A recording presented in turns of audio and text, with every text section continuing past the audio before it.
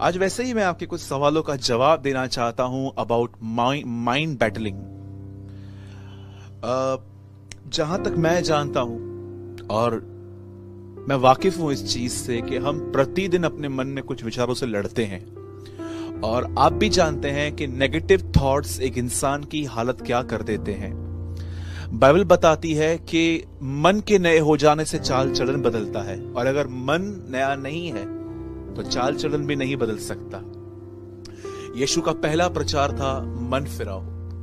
यीशु ने कहा सीखो, मैं मन में नम्र और दीन हूं। बाइबल कहती है मन में, हृदय में असाध्य रोग लगा हुआ है। मैं आज सबसे पहले आपके साथ 10 से 12 मिनट मैं कुछ माइंड बैटलिंग, जो हमारे अंदर लड़ाइयां चलती हैं, मैं उसके लिए कुछ बात करना चाहता हूं। आप सभी जानते हैं कि हमारे जिंदगी में कुछ हालात हैं। कभी कभी हमारे रिलेशनशिप ठीक नहीं रहते हैं, कभी कभी हमारे पास इनकम सोर्स नहीं होता। लॉकडाउन में मैं पहले से बोलता आया हूं, फिर से कहता हूं, बहुतों की नौकरियां चली गई। बहुत सारे लोगों ने अपने प्यारों को खो दिया।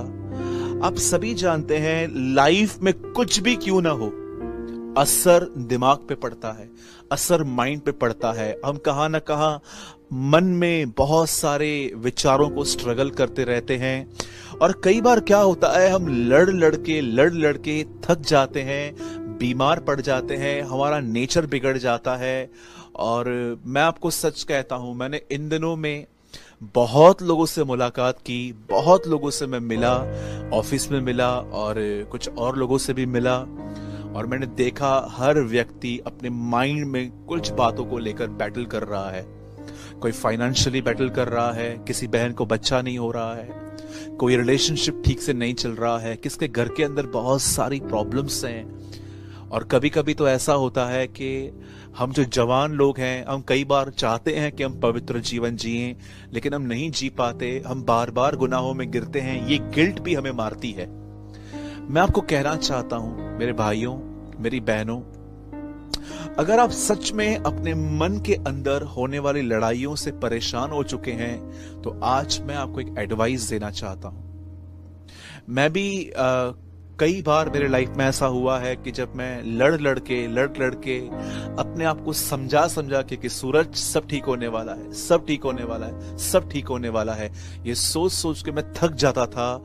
और सच कहता हूं, कई बार मैं पूरी तरह से थक जाता था, हताश और हेल्पलेस फील करता था। हो सकता है आपकी कंडीशन भी आज कुछ ऐसी हो। अब मैं आपको कुछ उत्तर देना चाहता हूं। मेरे भाइयों, मेरी बहनों, आप जानते हैं डेविल किन्हें हैरेस करता है, मेंटली टॉर्चर करता है?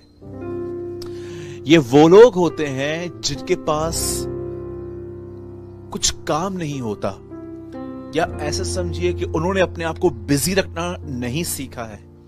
आप जानते हैं, अगर आपने अपने आप को व्यस्त रखना नहीं सीखा है, तो ये विचार हमेशा आपके पास आते रहेंगे, क्योंकि आपका मन खुला हुआ है इन चीजों के लिए। आपने देखा होगा, अगर एक बॉल अगर आप लो और अगर आप उसको दीवार से फेंको तो वापस आ जाता है। क्यों? क्योंकि वहां पर दीवार है। अगर आप इसी बॉल को कहीं खुले में फेंक दो तो ये आगे चलता जाएगा। आप जानते हैं, मन के आगे कुछ दीवारें रखना जरूरी है ताकि ख्याल उसे टच करके वापस चले जाए। अगर आपने ये दीवारें खड़ी नहीं की तो मैं आपको, आई एम सो सॉरी, आप इन पे विजय नहीं पा सकते। आप जानते हैं बाइबल में दीवारों का कितना जिक्र है, आप आराम से पढ़िए। अगर आप देखेंगे तो नेहमिया दीवार बनाने के लिए यरूशलेम वापस आया था। सुलेमान की दीवार आज भी फेमस है।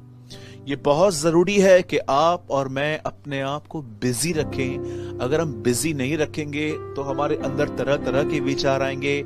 आपको पास्ट की बातें परेशान करेंगी, प्रेजेंट की बातें परेशान करेंगी, आपको फ्यूचर का टेंशन रहेगा कि मेरा क्या होगा, मेरे परिवार का क्या होगा, मेरे बच्चों का क्या होगा, अगर कल पैसे खत्म हो गए तो मैं अपने बिल्स को कैसे पे करूंगा, कहां से करूंगा। और कोई भी इन बातों से छूटा नहीं है। मैं ये बिलीव करता हूं कि परमेश्वर हमारे लिए कुछ ऐसा कर सकता है जो उसने आज तक किसी के लिए भी नहीं किया है। आप जानते हैं, लाल समुद्र, कभी इतिहास में कोई समुद्र दो भाग नहीं हुआ था, ये प्रभु ने पहली बार किया था। आप जानते हैं, कभी इतिहास में ऐसा नहीं हुआ था कि आग में कोई उतरकर उन्हें बचाए। पर शद्रक मेशक अबेदनगो के लिए यह पहली बार हुआ था। बाइबल के अंदर बहुत सारी बातें आप पढ़ सकते हो जिसमें बताया गया है कि परमेश्वर ने पहली बार ये किसी के लिए कहा। परमेश्वर आपके लिए भी कुछ ऐसा कर सकता है जो उसने 6021 साल से किसी के लिए नहीं किया है। पर उसके लिए आपको एक फेथ चाहिए, और फेथ तब आता है जब आप अपना ध्यान वचन की ओर लगाते हैं। अब मैं एक सिंपल बात मैं आपको बताना चाहता हूं, लिसन। आप जानते हैं बाइबल के अंदर पेड़ इंसान को दर्शाया गया है। आप आराम से पढ़ेंगे तो यीशु ने कहा, बुरा मनुष्य अपने बुरे भंडार से बुरी बातें और भला मनुष्य अपने भले भंडार से भली बातें निकालता है। उसके बाद यीशु कहते हैं, जो मन में भरा है वही मुंह पे आता है। और आराम से पढ़ के देखिए, वहां पर इस तरह लिखा गया है, एक पेड़ अपने फलों से पहचाना जाता है। पेड़ कौन है? पेड़ हम है। फल कौन है? हमारा स्वभाव। आपने देखा होगा कि यीशु मसीह जब क्रूस उठा के जा रहे थे तो कुछ बहनें अपनी छातियों को पीट रही थी। और जानते हैं यीशु ने क्या कहा? जब उन्होंने हरे पेड़ के साथ ऐसा व्यवहार किया है तो उसके सूखने पर यीशु ने भी अपने आप को पेड़ कहा कि देखो मुझसे कैसा व्यवहार किया जा रहा है। एक आदमी के अंदर से अंधापन निकला और यीशु ने कहा, तुझे क्या दिख रहा है? वो बोलता है, मुझे चलते हुए पेड़ दिख रहे हैं। आप जानते हैं पेड़ जो है वो हम हैं। अब भजन सहायता में लिखा गया है, वह व्यक्ति जो बुरी संगतियों से दूर रहता है, लिखा है, क्या ही मुबारक है वो व्यक्ति, क्या ही धन्य है वह व्यक्ति जो पापियों के मार्ग में नहीं खड़ा होता, न ठट्ठा करने वालों की मंडलियों में बैठता है, और न पापियों के मार्ग में खड़ा रहता है, न उनकी युक्तियों पर चलता है।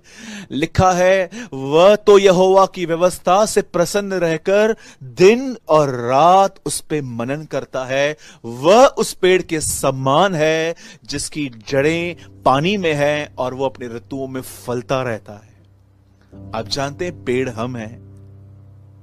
और कैसे एक पेड़ हरा भरा रह सकता है? कैसे उस पेड़ में शांति, आनंद, सुकून हो सकता है? क्योंकि उसकी जड़ें पानी में है और वो एक ऐसा व्यक्ति है जिसने अपना ध्यान प्रभु के वचन को दिन और रात मनन करने में लगा दिया है। व्यवस्था की ये पुस्तक तेरे चित्त से न उतरने पाए, इसी में दिन और रात ध्यान दिए रहना। लॉर्ड सेज टू जोशुआ, इसी में ध्यान दिए रहना। अगर आप चाहते हो कि आपके अंदर ये माइंड बैटलिंग बंद हो जाए, कभी कभी आपने देखा होगा मॉर्निंग उठते ही कुछ लोगों को घबराहट सी होती है, पैनिक अटैक्स होते हैं उन पर। वो सुबह से ही सोचते हैं कि आज का दिन कैसा होगा, मुझे ये देना है, मुझे वो करना है। मैंने अपने लाइफ में चिंता भरे पैनिक अटैक्स बहुत फेस किए हैं, लेकिन आज परमेश्वर के अनुग्रह से मुझे एक रास्ता मिल चुका है कि मुझे अपने आप को परमेश्वर के वचन को मेडिटेट करने में, मनन करने में अपने आप को व्यस्त रखना है। अगर मैं ये नहीं करूंगा, I am really very sorry, आपको ख्याल आते रहेंगे, आपको बहुत सारे ख्याल आते रहेंगे। लेकिन अगर सोचिए, अगर आपके अंदर खुदा का कलाम है, अगर आपके अंदर परमेश्वर का वचन है, तो मुझे बताइए, अगर शैतान अपने जलते हुए तीर अगर आप पे फेंके भी तो आप पे क्या असर पड़ेगा? आज बड़े दुख की बात है कि विश्वासी लोग बाइबल नहीं पढ़ते। आप जानते हैं, बहुत सारे लोग बाइबल नहीं पढ़ते। मैं हमेशा एक स्टोरी बताता हूं कि एक बहन ने अपने घर के अंदर एक पास्टर को इनवाइट किया, और खाना खा जाने के बाद जब वो पास्टर जी वहां से चले गए तो उन्होंने क्या देखा कि पास्टर की थाली में से चम्मच गायब है। क्या आप जानते हैं, जब नेक्स्ट टाइम पास्टर फिर से खाना खाने के लिए आए तो उस बहन ने बड़े फ्रेंडली वे में उनसे पूछा, पास्टर जी लास्ट टाइम चम्मच गायब था, क्या आप उसे ले गए थे? जानते उस पास्टर ने उनको क्या आंसर किया? उस पास्टर ने कहा, नहीं, मैंने उसको आपकी बाइबल में रखा था। जरा सोचिए, महीनों तक उस बहन ने बाइबल ओपन नहीं किया था। अगर वो खोलती तो उसे मिल जाता। आज बहुत सारे जो लोग हैं वो किसी फेमस प्रीचर को सुनते रहते हैं, चाहे वो कोई भी क्यों ना हो, लेकिन उनकी कोई पर्सनल स्टडी, कोई पर्सनल अध्ययन नहीं है। यही रीजन है कि हम एक हारी हुई जिंदगी जीते हैं विचारों में। मेरे भाइयों, मेरी बहनों, यहोशू के समय में लिखा गया है, व्यवस्था की ये पुस्तक तेरे चित्त से कभी उतरने न पाए, इसी में दिन और रात ध्यान दिए रहना, क्योंकि ऐसा ही करने पर तू प्रभावशाली होगा और तेरे सारे काम सफल होंगे। आज मैं आपसे पूछना चाहता हूं, आप क्या सोचते रहते हैं? Ask yourself. मैं आपसे पूछना चाहता हूं, आप सारा दिन क्या सोचते रहते हैं? बेटे और बेटी की शादी कैसे होगी? पैसे कहां से आएंगे? मेरा पति शराब कब छोड़ेगा? मेरा परिवार मसीह में कब आएगा? क्यों हमारी दुआओं के उत्तर नहीं आ रहे हैं? क्यों खुदा होने के बाद भी मेरी लाइफ टफ है? क्यों खुदा है तो मेरे साथ इतना अनफेयर क्यों हो रहा है? कभी आपने सोचा है आपके मन की दिशा कैसी है? आप क्या सोचते रहते हैं? मैंने अपनी आंखों से मैं ऐसे लोगों से मिला हूं जिनके अंदर कोई बीमारी नहीं है, फिर भी वो अपने आप को हमेशा कमजोर महसूस करते हैं। जानते हैं क्यों? नकारात्मक विचारों को अपने अंदर जगह देना एक सबसे बड़ी बीमारी है। आज लोगों को लगता है कैंसर बहुत बड़ी बीमारी है, एड्स बहुत बड़ी बीमारी है, ट्यूबरकुलोसिस एक बहुत बड़ी बीमारी है, पर मैं आपको बताना चाहता हूं सबसे बड़ी बीमारी जानते क्या है? अपने अंदर नकारात्मक नेगेटिव बातों को अपने अंदर जगह देना। ये इंसान को खत्म कर देता है। आजकल बहुत सारे लोग सुसाइड कर रहे हैं। कोई अपने आप को फांसी से चढ़ा देता है, कोई अपने आप को ट्रेन के नीचे लेके आता है, कोई जहर पी लेता है, कोई पॉइजन खा लेता है, बहुत कुछ करते हैं आज। कभी आपने इस बारे में सोचा, एक व्यक्ति जिसने अपने आप को खत्म कर दिया, 10 से 15 मिनट पहले उसके दिमाग में क्या चल रहा था आखिर? One thing, only one thing, negative thoughts, अपने आप के लिए बुरा सोचना। मैं जवान भाई बहनों से एक बात कहना चाहता हूं, जितने भी मेरे जवान भाई मुझे बहनें देख रहे हैं, मैं भी आपकी तरह ही हूं। प्रतिदिन मुझसे भी पाप होते हैं। हाँ, प्रभु मेरा गवाह है, मैं जानबूझ के नहीं करता, लेकिन अगर मुझसे हो जाते हैं तो मैं प्रभु के सामने मान लेता हूं कि हाँ खुदा, मुझसे गुनाह हुआ है। कई बार आप जितने भी यंग लोग मुझे देख रहे हैं, कई बार हम चाहते हैं कि हम एक अच्छी जिंदगी जिए, पर यह हो नहीं पाता। उसके बाद पाप हो जाने के बाद हम अपने आप को कोसते हैं, सोचते हैं कलीसिया जाके क्या करेंगे, फेलोशिप करके क्या करेंगे, बाइबल पढ़ के क्या करेंगे, पाप तो हो रहा है। मैं आपसे एक बात पूछना चाहता हूं, क्यों आप अपने आप पे दोष लगाते हैं? मेरे हाथ में इस टाइम पे एक कवर है, एक बॉक्स है। आप जानते हैं, इस बॉक्स को जब मैंने परचेस किया, अब ये मेरा है, मैंने इसे परचेस किया। अब आपका कोई हक नहीं है कि इस बॉक्स के बारे में आप ये कहें ये काला है, ये गोरा है, ये मोटा है, ये चौड़ा है, वगैरह वगैरह। ये आपका नहीं है, ये मेरा है। मैं टिप्पणी करूंगा, आप नहीं कर सकते। बाइबल बताती है कि उसने हमें अपने खून से खरीदा है। अब आप अपने नहीं हैं, आप दाम देकर मोल लिए गए हैं। अब जो चीज उसकी है, आप उस पर क्यों दोष लगा रहे हैं कि मैं ये हूं, मैं वो हूं? बाइबल बताती है अपने आप को अपने सृजनहार के हाथ में सौंपो। आपको अपने आप को खुदा को देना है कि खुदा, हाँ मैं आपका हूं, मुझसे आज भी गुनाह होते हैं, मैं आज भी प्रभु कुछ पाप जान बूझ के करता हूं, क्योंकि मुझे इसमें बड़ा मजा आता है, मुझे पासिंग प्लेजर मिलता है उसमें। मैं आपको कहना चाहता हूं मेरे भाइयों, मेरी बहनों, खुदावन के सामने अपने आप को समर्पित करो। Surrender yourself. अपने आप को कोसो मत। आप जो भी हो, खुदा सब आपके लिए जानता है। दाऊद तो कहता है वो मेरा उठना और बैठना जानता है, और वो इवन ये कहता है कि वो दूर से मेरे विचारों को जान लेता है। खुदावन हमें जानता है, वो आपसे प्यार करता है। वो सिर्फ एक ही बात चाहता है कि आप अपने आप में एक ऑनेस्ट व्यक्ति बने और आप मान लें कि हाँ, मुझसे गलतियां होती हैं, मुझसे गुनाह होते हैं, मेरे भाइयों, मेरी बहनों, अपने आप से लड़ना बंद करो, अपने आप को कहां पर बिजी करो। कब तक लड़ेंगे हम अपने आप से बैठ के? कब तक अपने आप को समझाएंगे सब ठीक होगा, सब ठीक होगा, सब ठीक होगा? कब तक? जरा सोचिए।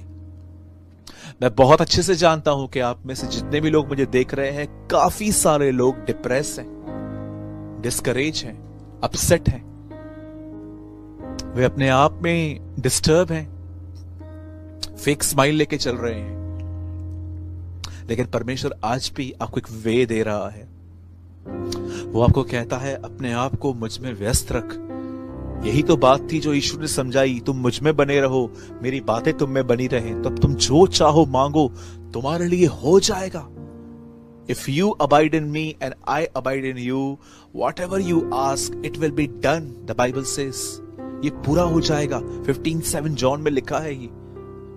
मैं फिर से कहता हूं, अपने लाइफ में एक अनुशासन लेकर आइए, अपने लाइफ एक डिसिप्लिन लेकर आइए। इससे पहले कि आप दुनिया को फेस करें, फर्स्ट फेस योर गॉड। अपने परमेश्वर से मिलिए। कौन है परमेश्वर? बाइबल बताती है परमेश्वर वचन है। हम कोई मूर्ति नहीं रखते, क्योंकि हम जानते हैं कि वो मूर्ति में नहीं रहता। इवन हम लोग किसी को ये भी नहीं कहते कि आप ये मूर्ति निकाल के यीशु की मूर्ति रखो, क्योंकि हम जानते हैं कि वो मूर्तियों में नहीं रहता है। वो जिंदा परमेश्वर है। वो हमारे हाथ के बनाए हुए मंदिरों में। इवन द बाइबल सेज इतने साल सुलेमान को लग गए एक मंदिर बनाने में, और जब वो मंदिर में गया तो उसे पहली बात उसने कही, मैं जानता हूं तू यहां नहीं रहता। आकाश तेरा सिंहासन और पृथ्वी तेरे पांव रखने की चौकी है, हम तेरे लिए कौन सा घर बनाएंगे। सुलेमान ने इतने साल एक मंदिर को बनाने में लगा दिया, पर उसके बाद भी वो कहता है नहीं, मैं जानता हूं तो उस मंदिर में नहीं समा सकता, क्योंकि आकाश तेरा आसन है और पृथ्वी तेरी फुटस्टूल है, तेरे पांव रखने की जगह है। तो आखिर खुदा कहां रहता है? 1 कोरिन्थियों 3:16 में लिखा है, वो अपने हाथ के बनाए हुए मंदिर में रहता है, और वो हम हैं। क्या तुम नहीं जानते कि तुम परमेश्वर का मंदिर हो और परमेश्वर का आत्मा तुम में निवास करता है? कितनी बड़ी बात है। इतने विशाल परमेश्वर ने अपने आप को एक छोटे से वचन में सीमित करके वो हमारे अंदर रह रहा है।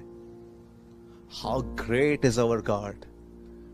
एक इतना विशाल परमेश्वर जो इतना बड़ा है, उसने अपने आप को सीमित कर दिया एक वचन में, और वो आज हमारे अंदर रह रहा है। जितना वचन अंदर लेंगे उतना आप उसे अंदर ले रहे हैं, और जितना वो अंदर है उतना उसका नियंत्रण, उसका कंट्रोल आपके जीवन में होगा।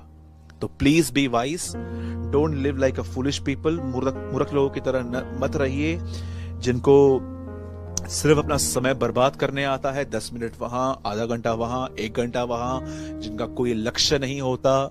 लेकिन be a man and women of aim. आप और मैं हमेशा एक लक्ष्य रखने वाले व्यक्ति बने। हालेलुया।